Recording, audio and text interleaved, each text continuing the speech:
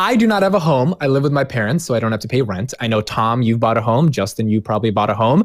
But for the first time in the past decade, 50% of Americans, according to a new Gallup poll, do not think it is the right time to buy a home because of rising interest rates, meaning that real estate might be getting too expensive and there might be a bubble ready to pop. Justin, your thoughts as someone who probably owns some real estate on if it's the right time to buy real estate or not? Yeah, I have owned real estate. I've owned real estate since I was 23 years old. Which are you trying to say that I'm 24 and I'm behind you? No, I actually didn't even know how old you were. But are you 20? You are 24. Wow. 24. Right? Wow. I don't know. You look a little bit more mature. Maybe it's all that hair. All I'm saying is it's not. No, I mean, he has a lot of hair. And by the way, before you continue, I just got a notification from Bloomberg. This is breaking news on Money Talks. U.S. mortgage rates jumped to 5.27%, the highest since August 2009. Yep. Okay. So I do not think that we are in a bubble. I've said this multiple times on the show. I'm saying it multiple times. We did a ton of research for ROI Club. We do a lot of exclusive deep dives there. I don't think we're in a real estate bubble. And the people that are calling for a real estate bubble are very surface level. Plus, it's probably the best performing asset class in an inflationary environment, other than maybe gold, I guess, in a stagflationary environment. So let's get that out of the way.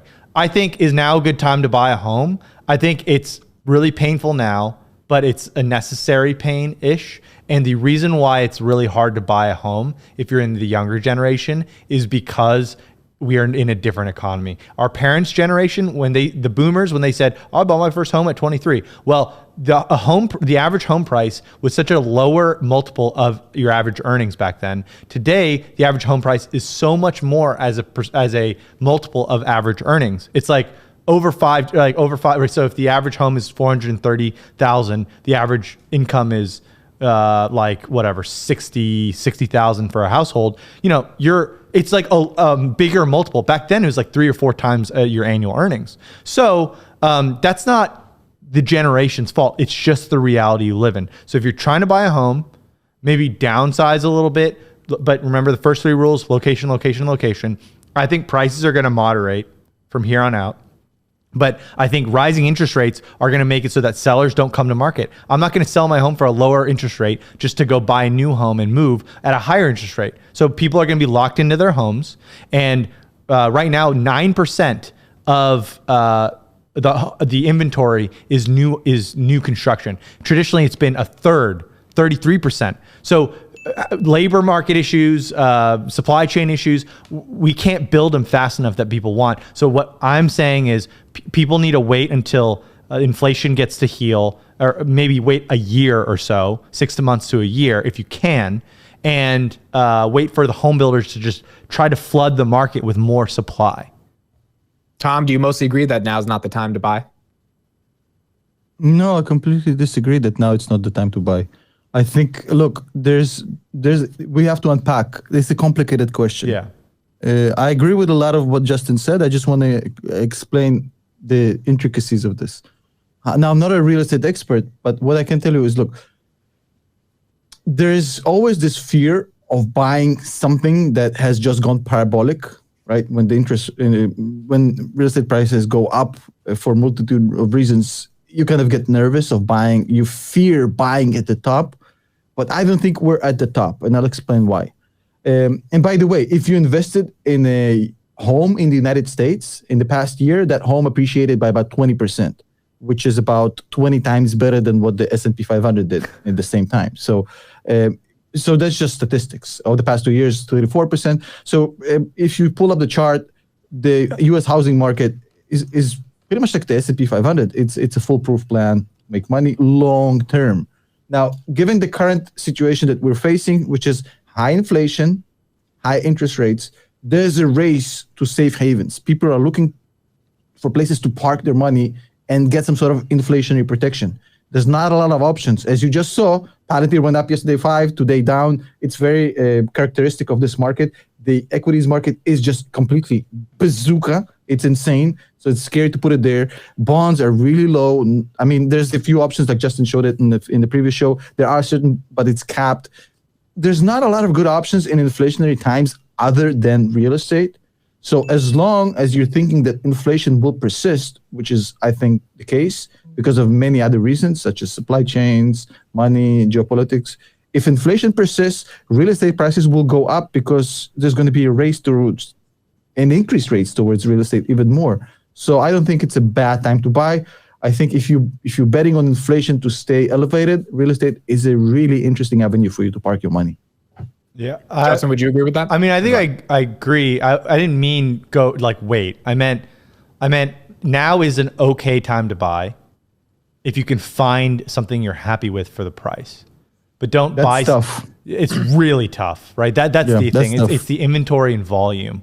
It isn't. I think like now is as good a time to buy as in 6 months, as long as like you find something. I think prices will moderate. So I don't think you're like. I think in this time, because of the dynamics, prices will moderate. But you also have to realize rent is going up too. So don't be afraid of locking. Like everybody wants to lock in their monthly cost. But spreads have widened because the market is really this is so complicated. I plan on doing like an actual long video on it. But now's okay if you can find what you like, which is tough. And if what you about can't, REITs? if you can't find what you like, then try in 6 months. Or what I like to do, Justin? honestly, well, one last thing is what I like to do is go find a home builder and have them like put in a reservation on a new home that they're building you. And then that's also an interesting play. And then REITs, I think REITs trade with bonds, so I don't touch public REITs. I like private equity fund type things like Fundrise, but don't they distribute everything? yeah, like so 90%. So of the that means proceeds? by definition they're bonds, they're not compounding capital. But I mean, like as cash flow, if rents go up, their proceeds go up, they eventually distribute much more money. Yeah, but then the public market should adjust. I mean, I think REITs are fine place to like if you're afraid. It's like maybe a place to park cash. But if interest rates go up, then the required yield on a REIT will go up, which will be a headwind on the price of a REIT.